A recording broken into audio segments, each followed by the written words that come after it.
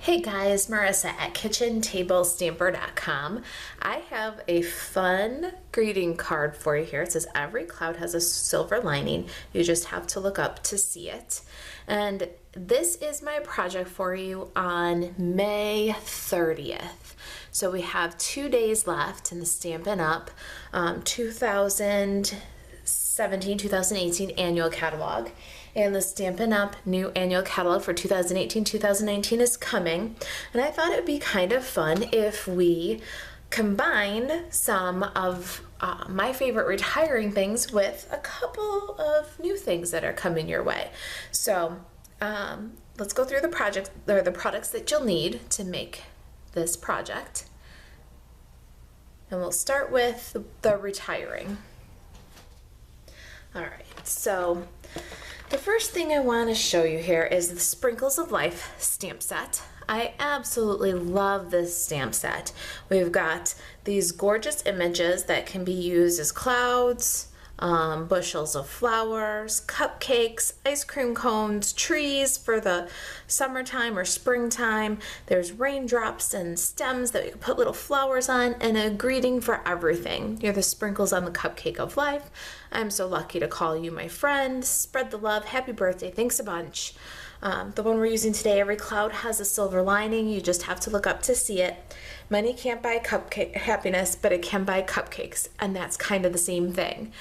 So I love the Sprinkles of Life stamp set. It's been in catalog for a couple of years now, and it pairs with the Tree Builder punch. So here's the Tree Builder, and we're going to use both of those on today's card for our clouds and raindrops. We're also going to pair up the Sprinkles of Life with the Tabs for Everything stamp set, and this is going to carry over into the next catalog. I love this stamp set for little embellishments. I use this kind of scallop circle idea for flower centers. I use it for embellishing cards. We're going to use a 3/4 inch circle punch to punch out the little scallop that we embellish with a heart image from Tabs for Everything. 3/4 inch circle punch. I've got my Simply Stripe, I think this one is called, embossing folder from the Occasions catalog. This one's carrying over into the new catalog too. And my stamping pads are Basic Gray, Pool Party, and Real Red. Now, what we're gonna do today is bring in our Artisan Textures background set. This background set will be available June 1st, so just a couple of days. But if you like this idea with the clouds and the stormy background that we're going to create, you'll have to get Sprinkles of Life before May 31st and Artisan Textures after June 1st. All right, so you can see that we built this fun background here.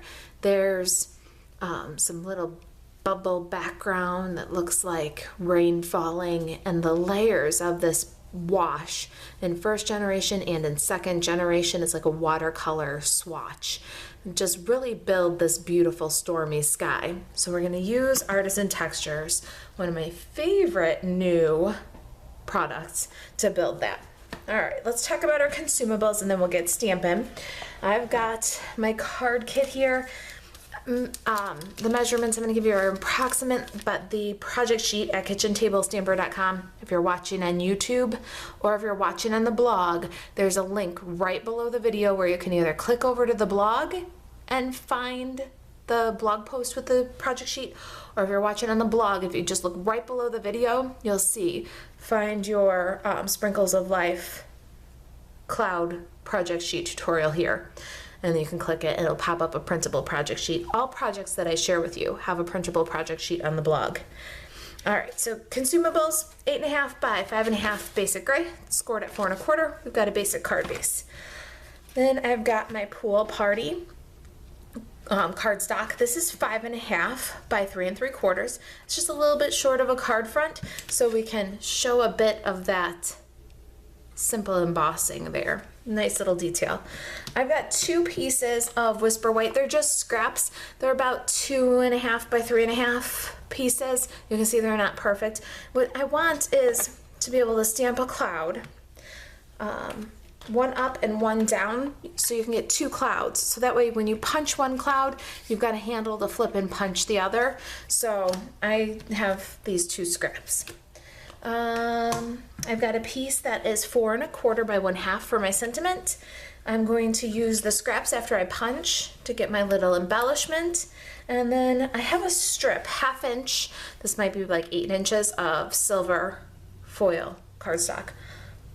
My ribbon here is the silver ribbon that's retiring from the catalog. It's a 1/8 inch silver, and I've got about 10-12 inches here. We're gonna wrap it, tie it onto this 1/2 inch sentiment. All right, so that's our consumables, and let me grab a Stampin' Pierce mat and we'll get stamping. So I've got my ink pads popped open here, Stampin' Pierce mat, and I'm gonna protect the surface. Bring in my Pool Party cardstock. And what we want to do is build up that background.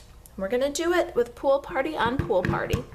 The first image I have here is that like brush stroke background piece. What you're going to do is stamp it multiple times, rotating the stamp as you go across the background. See, some up, some down, turn it the opposite way. Stamp it, rotate, stamp it again. You just want to do,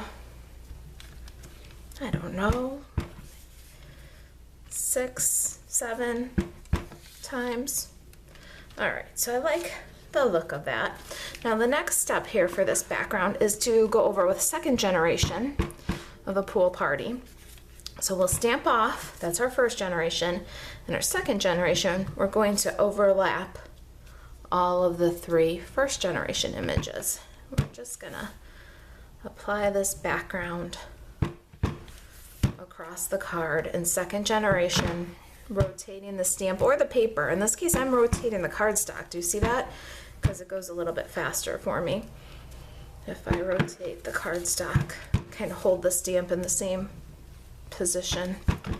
All right, being careful just to get that second generation. And what it does is those very light areas become a little darker. The dark areas that overlap with the second generation get a little bit darker, and you start to build texture.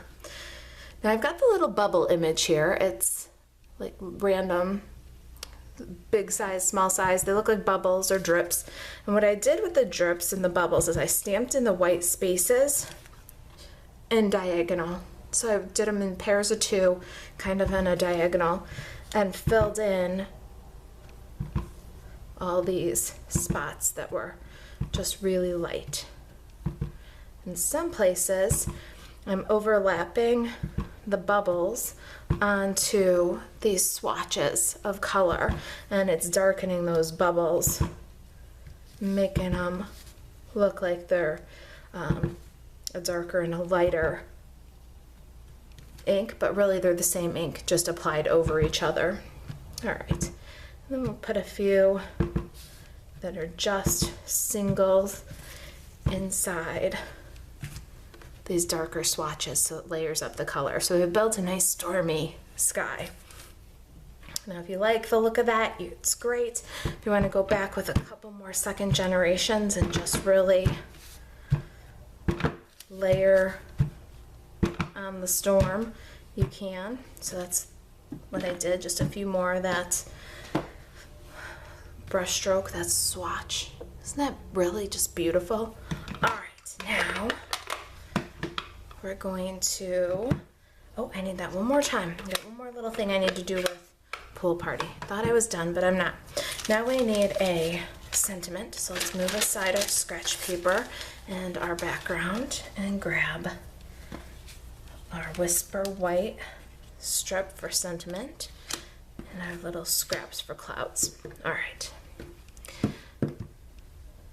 Every cloud has a silver lining. You just have to look up to see it. So we want to center top to bottom, but stamp our grading off to the right side. And we'll set it aside to dry. Oh, I want to stamp it again. The bottom line of text was a little washed out at the bottom edge for me. There, much better. See, Every paper has two sides. No big deal. No mistakes in stamping. That's what we say at Kitchen Table Stamper. All right, now, watching the orientation of our punch, we want to be able to punch our cloud. So the bottom edge of the cloud has to go along the bottom edge of the paper. In order for it to punch right, we need 3 clouds. So we're gonna punch here, flip, bottom edge here, and then we'll do the same thing here. Put the bottom edge of the cloud along the bottom edge of the paper. You can give those a second to dry before we start handling them with the punch, but we'll keep our stamping going. I got my little scallop circle from Tabs for Everything. We're gonna stamp that right in between the clouds with Pool Party. And we're gonna fill that little scallop circle with a pretty real red heart. There's our little embellishment. Okay, that's our stamping. Let's leave it and dry and grab the Big Shot. We're gonna do some embossing before we punch. I'll get rid of these ink pads and bring in the Big Shot. Okay, setting up for a standard embossing folder, we need to have the platform and a cutting pad. And then we'll take our card base and pop it into the embossing folder like this. All right, so we've got the Stampin' Up logo, and it needs to be on the outside front of our card. See that? So that's how our card's gonna open up. There's the Stampin' Up label. We're gonna bring those stripes so that they're centered at the top and at the bottom. We want even space between. And then I'm going to go ahead and feed the back of my card into the machine. I'm going to square up my folder with the platform so I don't catch any of the edges. You can see that sometimes it happens. This folder has had the edge caught in the machine. I had to repair it with some tape. I'm waiting for another one to come. But if you square it up with the platform and make sure that there's nothing hanging out the edges here, your folder will last a much longer time. All right, so there's our beautiful striped background. Let's move the Big Shot. Got the samples back in here. Got some scraps that need to go. There we go. And now it's time to do some punching. So we're gonna start here with our tree builder, and we're gonna pop out these clouds. We're gonna do that 3 times. So we want an even border. Take your time, make sure you like the placement, and punch. Rotate and punch again. And 1 more cloud. I love this stamp set. I've done a lot with the cupcake. I haven't done anything with the ice cream cone yet. That's all right though. There's always craft fairs. I can keep on using it even though it's going away. All right, now 3/4 inch circle punch. Let's pop out that little embellishment.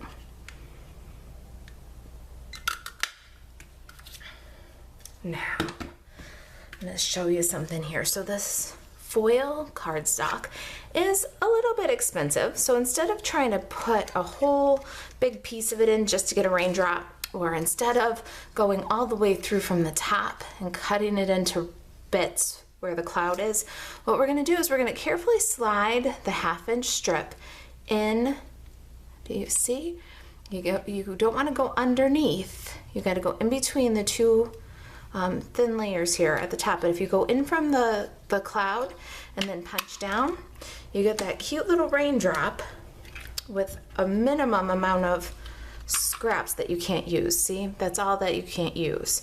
Where if you go in from the top, let me show you, it's going to be a little wasteful, but I'll show you. If you go in through the top here and slide it in like you normally would, when you punch that little raindrop, look what's going to happen where the cloud is. It's going to punch all that cardstock.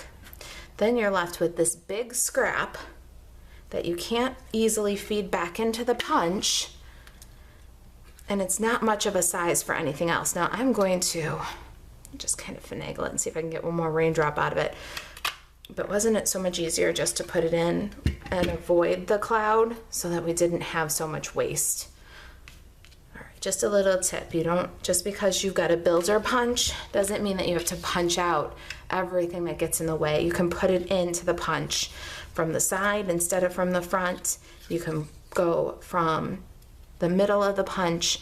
You can go from the bottom of the punch with a thin piece of paper, and you don't have to always get every image that's on the builder punch. I hope that's helpful for you and saves you some supplies. All right, we are punched and we are embossed. Let's get some adhesive and put this card together. I'm going to grab my snail adhesive here, and I'm going to use quite a bit. The embossed texture on the background there is going to have some highs and lows that this piece needs to stick to, and I have never been accused of being stingy with adhesive. I use quite a bit. I'm going to line up my stormy background with the folded edge of my card and leave exposed all that beautiful stripe embossing. And you can hear, listen. Do you hear that? That's this snail making contact with the cardstock, even though it's so deeply textured. So you gotta really burnish the snail.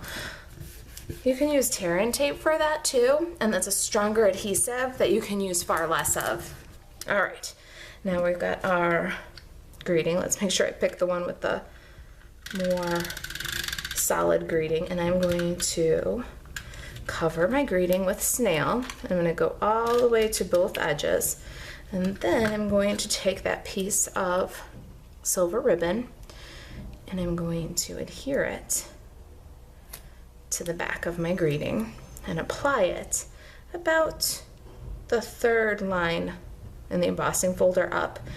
It's probably about an inch high, and then I'm going to adhere down my sentiment. Now it's anchored, and it's going to be much easier to tie a bow because you're actually adhered to the card. So we'll go ahead and tie a bow with our silver 1/8 inch ribbon. Love this stuff. And we'll trim the ends. Pair of snips here. I have one that's just for ribbon. I should get it. There, that was better.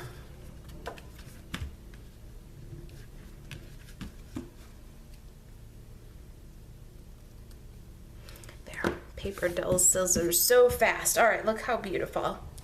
Now we're in business. I need a little Stampin' Dimensional for that heart embellishment that we made. Put a little mini on there, and we're gonna tuck it in next to the bow. My bow's a little too close. And slide it down a little bit. Because we use the snail, we should be able to budge it over a little bit. There. All right, we're getting there. Oh my gosh, what a cute card. I love this card. Couple of mini dimensionals on the back of each cloud.